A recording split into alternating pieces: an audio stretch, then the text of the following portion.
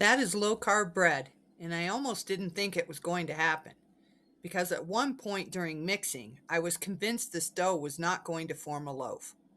I'm going to show you exactly what changed and why. We're making a Dr. Berg inspired recipe today, and I'm going to walk you through every single ingredient, what it is, and exactly why it's in this bread. Most low carb bread recipes give you a list of ingredients without telling you what they're actually doing.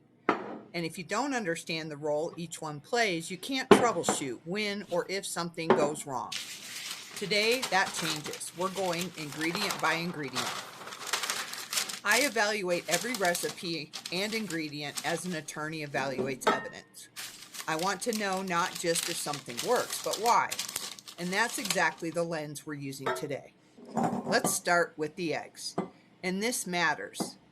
I left mine out at room temperature for a few hours before making this bread. Why?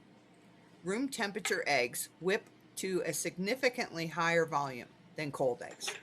The area you fold into those whites is the primary structure of this loaf. Cold eggs will hold you back before you even start. Next, almond flour. This is your base. It provides fat, moisture, and body. But almond flour has no gluten, which means it cannot build structure on its own. Everything else in this recipe exists to compensate for that. Psyllium husk powder, and this is the ingredient I want to spend a moment on, because it does the heavy lifting in this recipe. Psyllium husk is a soluble fiber. When it comes into contact with liquid, it forms a gel. We saw that in our low-carb flour comparison video, which I'll link below. That gel is what gives low-carb bread its ability to hold its shape, trap air, and mimic the chew that gluten would normally provide. It also reacts directly with the baking powder, and that reaction is what drives the rise in this loaf. No psyllium husk, no structure. No structure, no bread. Baking powder is the leavening agent. It releases carbon dioxide when it hits moisture and heat, which is what causes the bread to rise. I used aluminum-free baking powder. If you use a powder with aluminum, you may end up with a purple crumb. I made one other adjustment here. I'm at high altitude, and leavening acts faster up here because of lower air pressure. So I pulled the baking powder back about a quarter teaspoon. If you're at sea level, use the full amount in the original recipe. Now, the egg whites. This is the architecture of the entire loaf.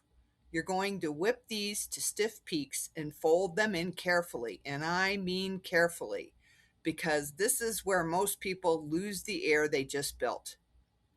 Here's where it got interesting for me. After the second fold of egg whites into the dry mixture, the dough looked wrong. Too loose, crumbly. I genuinely thought it wasn't going to come together into anything resembling a loaf shape. I did the third fold, and it came together. That's the psyllium husk doing its job. It needs time and manipulation to fully activate the gel network. Don't panic at fold 2. Trust the process through fold 3.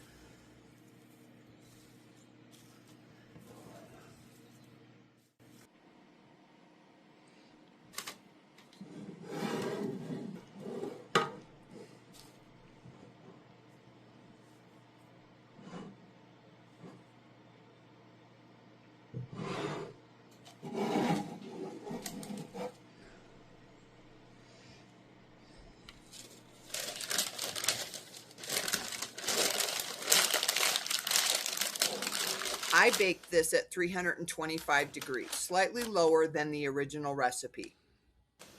The bread had more time to set structure before the outside over browned. Here's the result.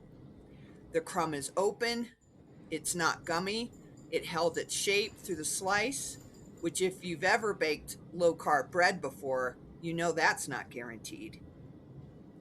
The psyllium husk and baking powder reaction delivered exactly what it's supposed to. And the room temperature eggs made a difference I could see in the volume of those whites. 3 things to take away from today. 1. Get your eggs to room temperature before you start. Set them out a few hours ahead. It's a small step that directly affects your volume and your final loaf. 2. Don't rush the folds. The dough will look wrong after fold 2. Do fold 3 before you make any decisions about whether this is working. And 3, if you're at altitude, pull your baking powder back slightly and drop your oven temperature. I put my exact adjustments in the description. And if you want to know how I evaluate every ingredient before it goes into a recipe, I'm building something on this channel that does exactly that. More on that very soon. If you found this breakdown useful, the why behind every ingredient, not just the what, subscribe, because that's what this channel is built on. Every recipe, every ingredient goes through the same process. Coming up soon, I'll show you the system I use to evaluate and rate everything you see here. I think you will find it worth the wait. See you in the kitchen.